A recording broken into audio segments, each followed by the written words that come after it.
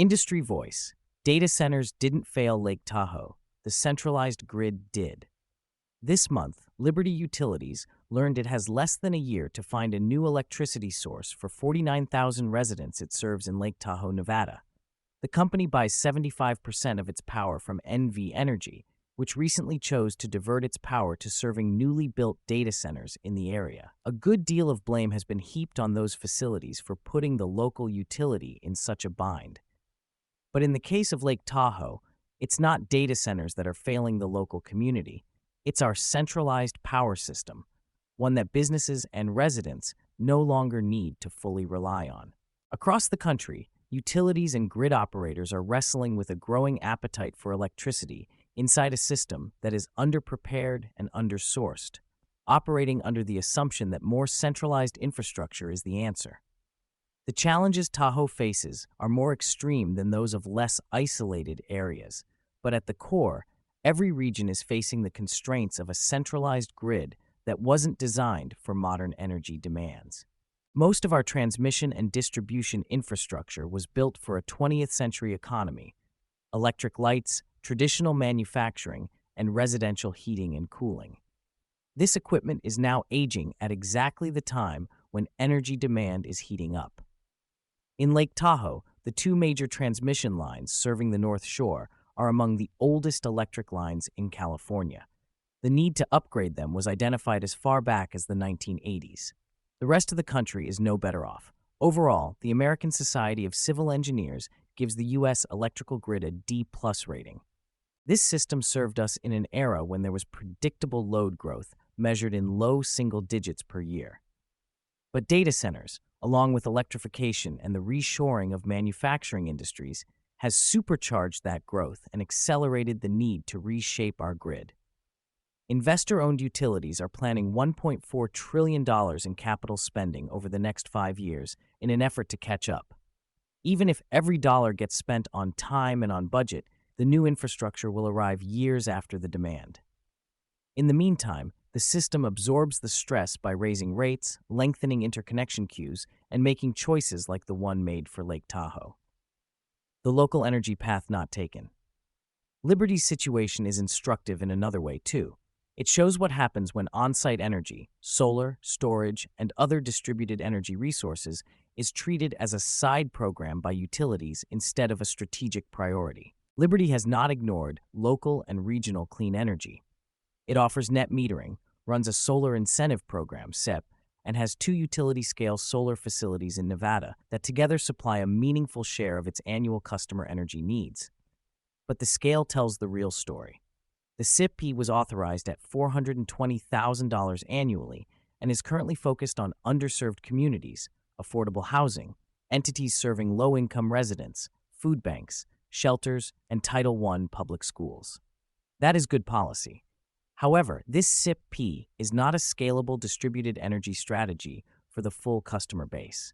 Residential customers are told plainly that Liberty does not offer incentives or rebates for home solar arrays and doesn't explicitly mention programs for businesses. And until very recently, Liberty was still operating with an aging metering fleet, much of it manually read, with meters averaging roughly 30 years old. That matters because you cannot manage what you cannot see. A grid trying to integrate more customer-sited generation, flexible load, storage, and real-time energy decisions needs better visibility than monthly manual reads. So the issue is not that Liberty did nothing. The issue is that the tools, incentives, and infrastructure were not built for the distributed energy reality that is now arriving fast.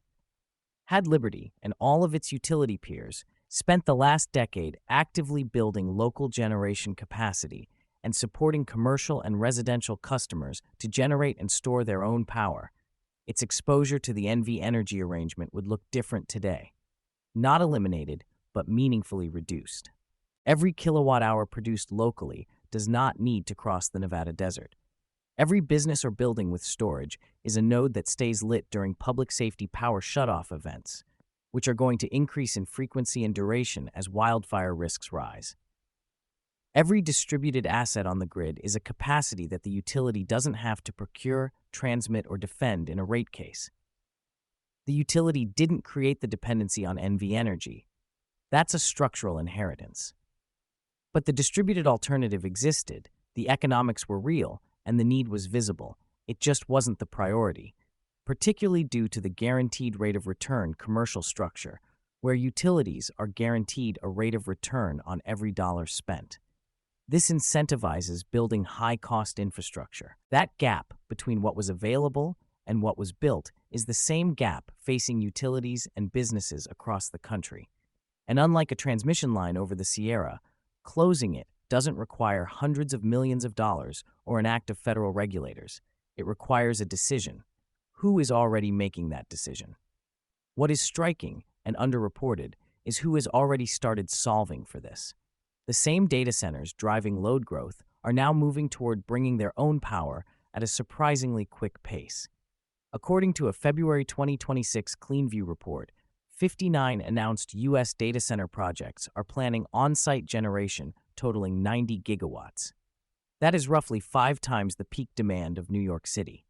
A year ago, the equivalent number was effectively zero. On-site power now accounts for roughly 30% of all planned U.S. data center capacity. Bloom Energy's 2026 operator survey indicates 44% of data center operators expect to be locally powered by 2035. Apple already runs its U.S. data centers in 4 states entirely on local renewables. Crusoe and Redwood Materials are operating a solar plus Second Life EV battery installation in Nevada at 99.2% uptime over 8 months and are expanding the site 7-fold. The economics support it. The levelized cost of solar and battery storage now competes with Liberty's rates, a fact that is true for utilities around 13 states, based on an analysis of U.S. Energy Information Administration data. On the current trajectory of utility rate increases, that figure reaches 100% of states and utilities by 2035. On-site solar, battery storage, fuel cells, gas generation where appropriate, and intelligent controls integrated together are no longer a sustainability gesture or a luxury hedge. They are increasingly the cheapest, most reliable, and most predictable source of power for businesses of meaningful scale. This matters for 2 reasons beyond cost. The first is risk. The Lake Tahoe story is what happens when a customer has no leverage and no alternative, when they depend entirely on utility power. This is passive and outsourced consumption. When you cannot generate a meaningful portion of your own power, every decision about your energy is made by someone else, with their interests in mind, not yours. Generating and storing even a meaningful minority of your own energy transforms that relationship. You stop being a passive consumer on someone else's planning map and become an active participant with options. The second is grid relief. Every megawatt of load that comes off the grid is a megawatt freed up for loads that have to stay on it. The utility doesn't need to build new transmission, generation, or substations to serve that load, because the customer has already solved their portion of the problem. The shift to on-site and local generation isn't about disconnecting from the grid. It's about designing systems that make the grid smarter, small, acknowledging the constraints of the existing model, developing the infrastructure for the next century versus taping up that of the last century, and creating commercial models that align incentives. Communities and businesses are not powerless in this moment. Generate and store some or all of your energy locally. Take advantage of the built environment, like rooftops and car parks. Expand solutions as traditional utility rates continue to rise, the cost of on-site energy systems fall, as reliability becomes more critical, and as the grid becomes less able to deliver on its end of the bargain. That is the path for anyone who does not want to find themselves in Lake Tahoe's position.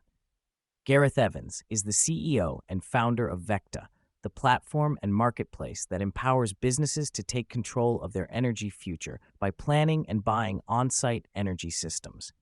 Gareth is committed to empowering businesses and communities to transition towards a more affordable, secure, and renewable energy future.